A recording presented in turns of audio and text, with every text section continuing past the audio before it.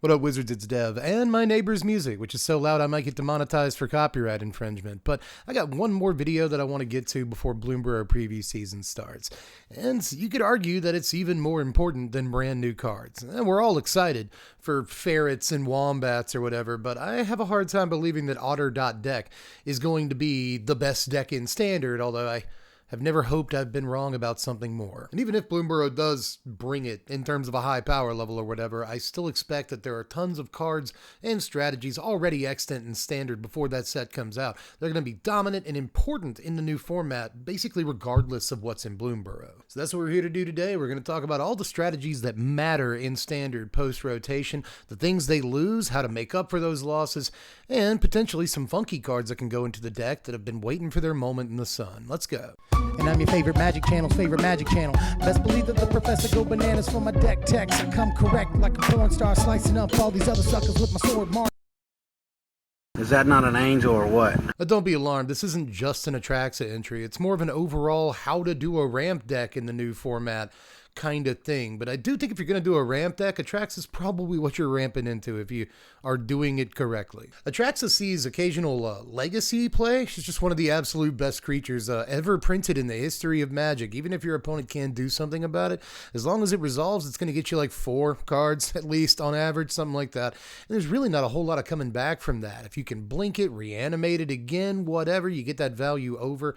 If they do kill it, then maybe one Atraxa found another Atraxa, which is going to find another Atraxa. It's just a ridiculous Magic card, and it's going to be at the top of the format again, almost no matter what's in Bloomborough. It's just all about finding the best way to get her into play. Now, the sort of default Atraxa list, the World Championship winning list that we saw over the last few months, does lose a couple of important things. It doesn't necessarily lose Domain, like it's still going to have Leyline of Binding, but it does lose all those tri-lands that give it a bunch of different like basic land types at the same time, making it really easy to get Domain. So that's going to kind of suck. Probably have to build the deck slightly differently. We also lose Topiary Stomper, which is kind of an important way to land ramp on 3. The deck's got a bunch of different ways it can try to address this. It's got no shortage of 2-drop mana dorks that are actually pretty good. Here's a few on screen right now, plus some good 3-drops, like the March of the Machine Aftermath Nissa that showed up in the World Souls Rage Aftermath Analyst deck. It's got Aftermath Analyst. For what that's worth, that's a card that ramps, but it's also got like free Strider Lookout if you want to get weird, but I don't know that the deck wants to do any of that kind of stuff, because right now there's things like Temporary Lockdown and of course Sunfall in Standard, and I'm just not too sure, especially if the Atraxa deck is going to keep playing its own Sunfalls, that it really wants to play all this creature-based ramp.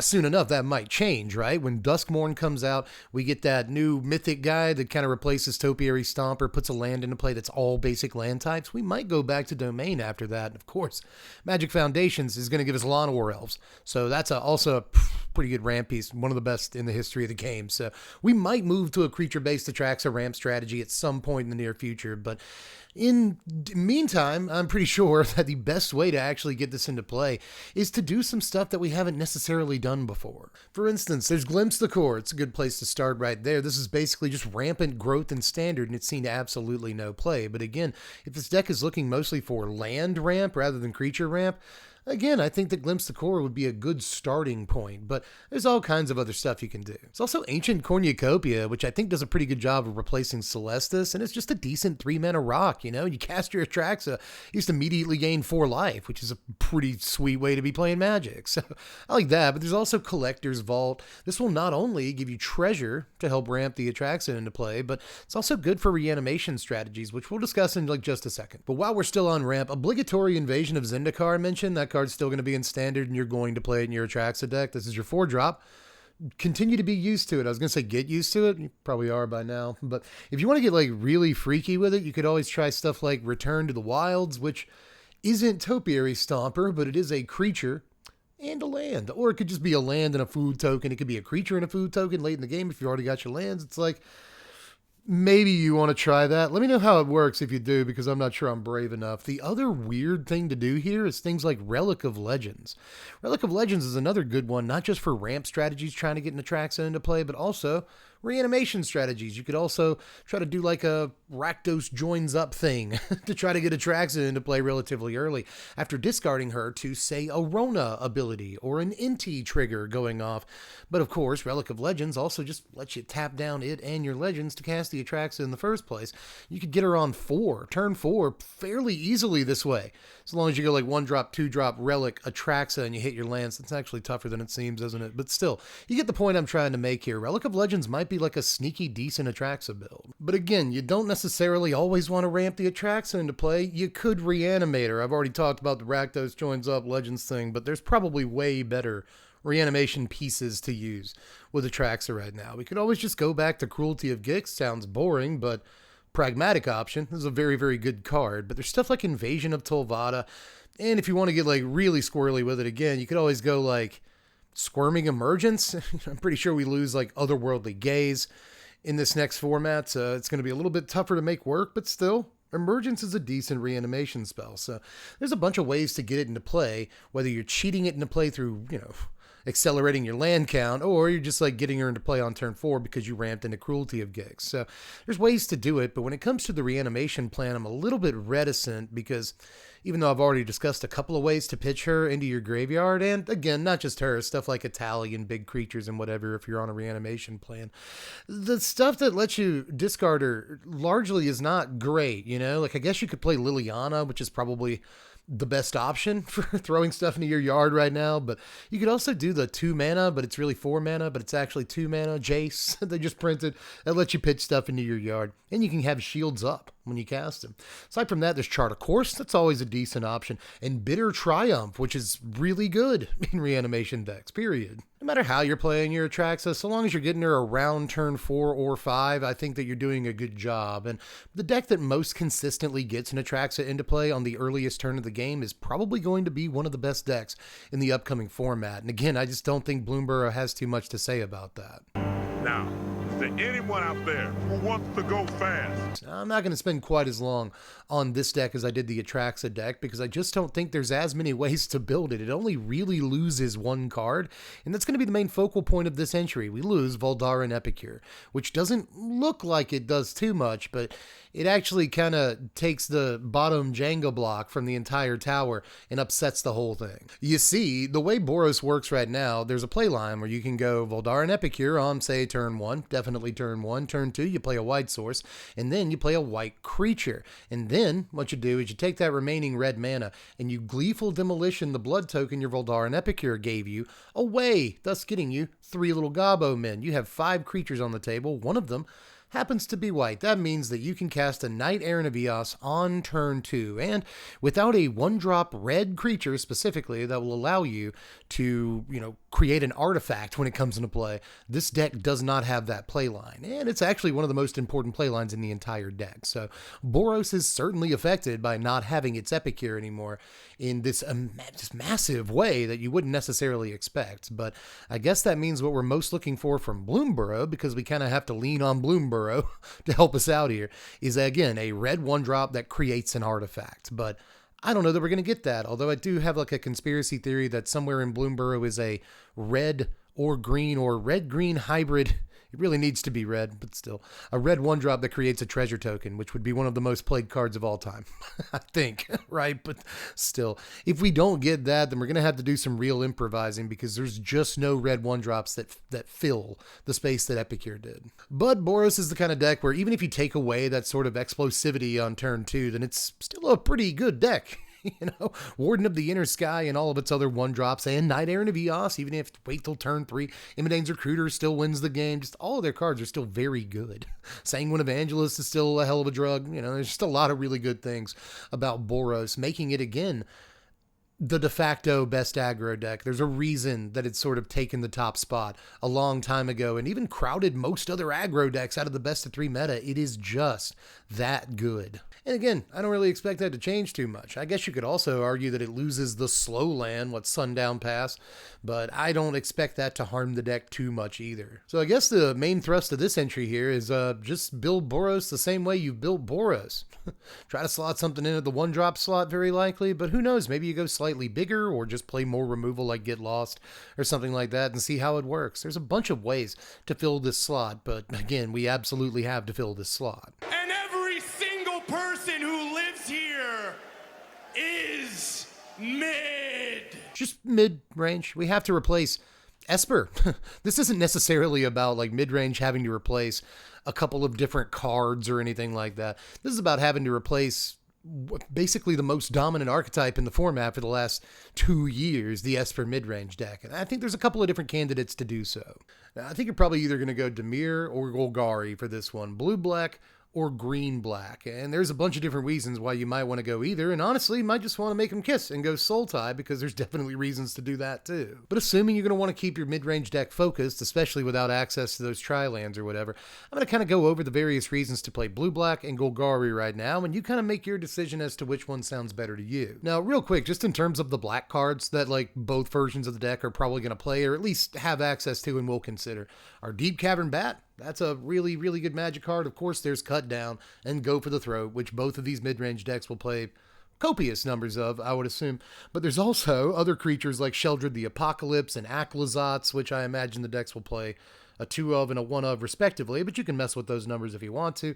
There's stuff like Preacher of the Schism in black is a great mid-range creature, and of course, Gix, which goes great with Deep Cavern Bat, and even with stuff in the Dimir deck like Spyglass Siren, for instance. So there's a couple of reasons why you might want to play a bunch of these different black cards, and they're probably going to show up in a lot of different iterations of the deck. But if you're going blue, you always have access to counterspells. One of the better reasons always to play blue, things like Phantom Interference, make a fair amount of sense. But you've also got Fairy Mastermind, which between the Phantom Interference and the removal and this flash creature will allow you to play kind of a tempo strategy in the early and mid game. And to go along with that, you've also got access to Urtai in a blue-black strategy. So again, even more of this sort of tempo-oriented game plan. And honestly, with all the cards I've mentioned in Dimir so far, you're really not that far away from the Esper deck that's about to rotate. You'd also add Subterranean Schooner in blue, which is a card that we haven't seen in Standard as of late, but we know is a powerful magic card, and also goes pretty well with Spyglass Siren for what it's worth.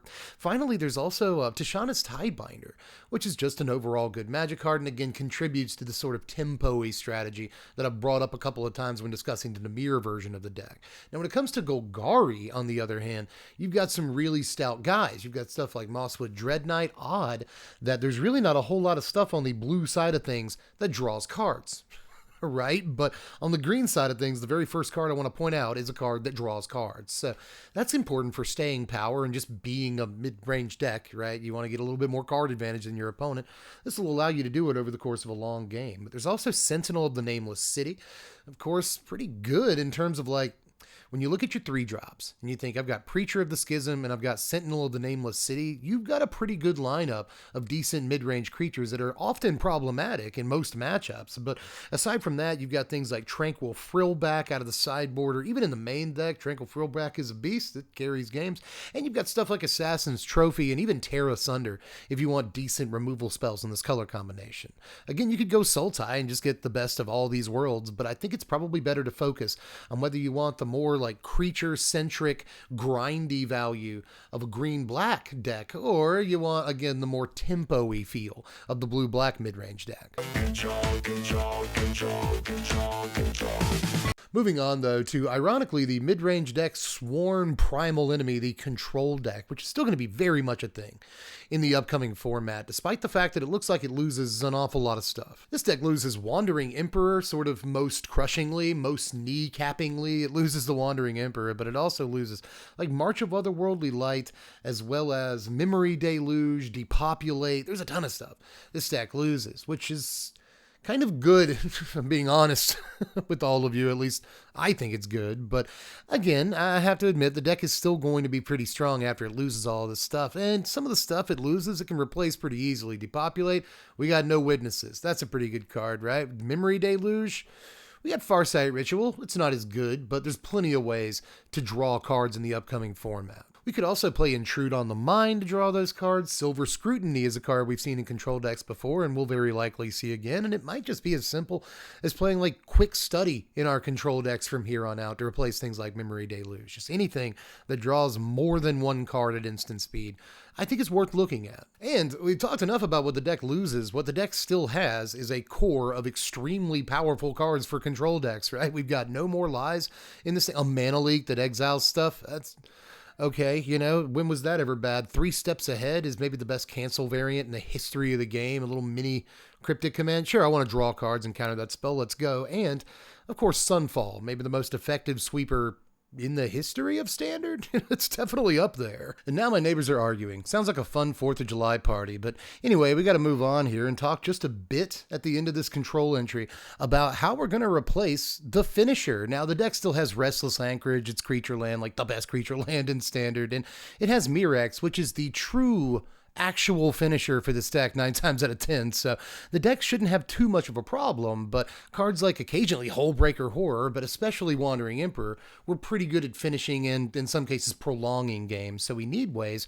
of doing that. Well, if you want to close the door a little bit faster in a deck like this, you could always try Stoic Sphinx if you want a spicy include, but what I think the decks are more likely to do is just go back to the mill plan and play like 2 to 3 Jace, and not the 2-mana one, but the completed one over here that just mills you out for like 15 cards at a time. I actually think that it's fairly likely that the deck just goes back to that plan, which was annoying and very effective. Okay, Father, I'm darting off to pursue my educational prowess. Now, there is a 5th deck I want to talk about today, kind of a dark horse that I'm not too sure if it's actually great. Maybe it's just a best of one arena deck. I'm not too sure, but one way or the other, it is a deck that you're going to have to know about, and you already know about, but I definitely think that it's in contention for top 5 decks in the new Standard, and that is any sort of prowess deck. Very likely a mono red one, but it could be blue-red or red-white or red-green. Well, who knows? There's a lot of different ways to approach this philosophy, but your core creatures remain the same. You've got the brand new Slick Shot, which everybody knows about, but there's also Fugitive Codebreaker, a pretty solid magic card at the 2-drop slot, and Monastery Swiftspear, which is not in Kamigawa. It does not rotate. A lot of people think for whatever reason. I keep getting the comment that they can't wait for Monastery Swiftspear to rotate soon. It's not in Kamigawa. I hate to break your heart. Now, the mono red version of this deck still has the core of everything that it really needs. I guess it loses like Kumano Faces Kakazan and a couple of other cards. But again, I just don't really think it's that important. It can replace Play with Fire with Shock. It's still got Lightning Strike. It's still got Monstrous Rage, the best card in the deck. And it even gets some new stuff from Bloomborough. For instance, we already know about Might of the Meek, which is a 1 red mana instant that gives a creature trample and draws a card. So +2/+0 and trample for your Slick Shot and draw a card, which is probably another instant that you can use to buff his power toughness. This is just good with all your prowess guys, even if you don't have mice to give the extra like power bonus or whatever. So I kind of like that card, but existing already in Standard, before Bloomborough, we have stuff like Dreadmaw's Ire, which is actually worth checking out. Just 1 mana for +2/+2 at instant speed and also trample seems kind of okay in this version of the deck, but obviously if you branch out into blue, you've got some other options. You do lose stuff like Slip Out the Back, which is good at protecting your guys, but you still got Shore Up, and you've still got pretty good, card draw. You think things like Sleight of Hand, even though we lose Consider. We still have Sleight of Hand, and we've got Slick Sequence out of the newest set so far. I say that, we got Slick Sequence out of OTJ. That looks like a pretty sweet little like Electrolyze variant that I want to play in a Slick Shot deck. I just really wouldn't count this deck out, especially in the early days of the format where like nobody knows what's going on or what the best decks are, and like everyone forgot that Atraxa exists or whatever. You know how it goes in the first like 2 weeks of a format. Everyone's going to be wanting to play like, rabbit deck. There's the rabbit creature type matters deck or whatever. So it's going to be a weird time in the first few weeks of Standard. And I would not be surprised if you can just get like pretty easy turn 3 or 4 wins against unsuspecting, otter players with your mono red Slick Shot, Swift Spear, Fugitive Codebreaker thing, because you're just beating them on turn 3. And you got to go first. All I'm saying is make sure that you account for this deck, if nothing else. Now, there are like some random other decks that might matter post-rotation. You've got stuff like the aforementioned Rakdos Joins Up, which combos pretty well with Abuelo's Awakening and Phyrexian Metamorph, or whatever it's called, the Hulk thing. Forget what it's called, but the prototype guy.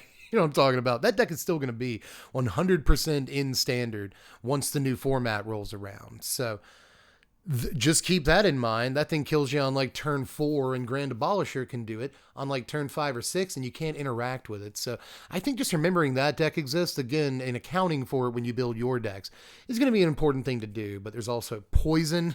Venerated Rob Priest loses like March of Swirling Mists, and again, Slip Out the Back, and a couple of important cards for its philosophy. But that doesn't mean it's not going to gain anything new, and it's definitely still going to exist, and it's one you have to look out for. But aside from that, there's definitely the synthesizer builds that have been attempting to, stake a claim, get a little foothold in Standard over the past few months since OTJ came out, but haven't quite made it there just yet. I think they might get their leg up pretty soon. But aside from that, I guess the Bloodletter combo is the last deck I want to talk about. I don't have too much faith in this because they can just kill it with a go for the throat or something. It's not, that is a real play that can happen and is very likely to happen. But still, I think I at least want to remind everybody that like Bloodletter of Aclazotz plus whatever the card on screen is. See, I've already forgotten the name of it. That's how bad the deck is mostly at this point in Standard. But, we still have Insatiable Avarice and a bunch of other like tutor effects like Case of the Stash Skeleton to get the combo quickly. So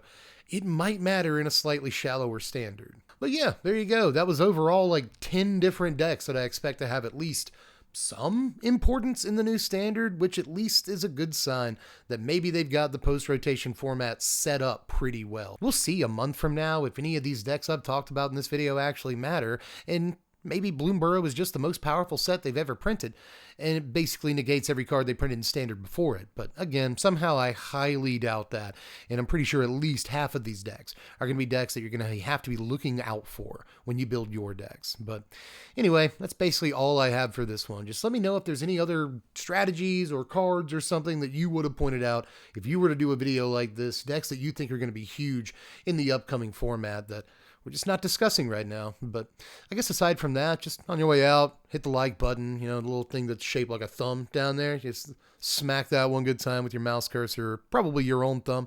Is it weird to hit a thumb with your own thumb?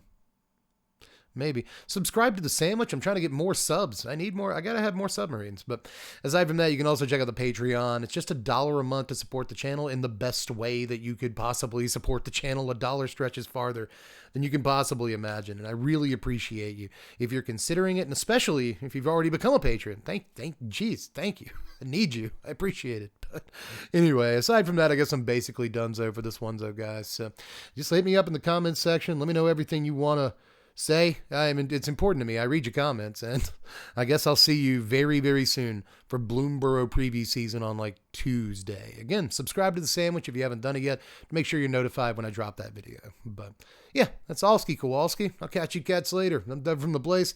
Thanks for watching, Wizards. Spread love and be kind.